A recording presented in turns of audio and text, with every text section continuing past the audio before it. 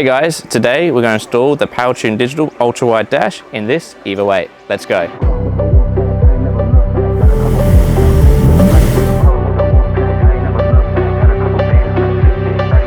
Step 1. Locate the ECU, removing any panels if necessary. Step 2.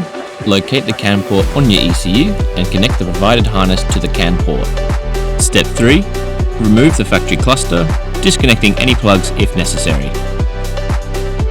Step 4. Using a vehicle-specific cluster pinout, splice the provided harness wires into ignition power and ground. Turn the key to ignition to test that the dash powers on.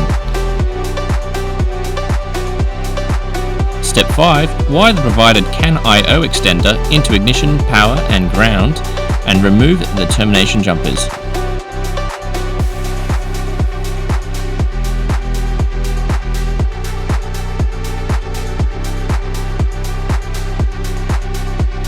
Step 6. With the dash and extender powered on and the CAN wires connected to the ECU, open up the ECU software to set the appropriate CAN settings. Please refer to the user manual for ECU-specific instructions.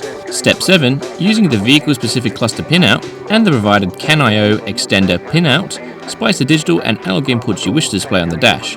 In this example, we will be splicing our indicator, handbrake, high beam, low beam, and check engine lights, as well as wiring the fuel sender wire to the dash.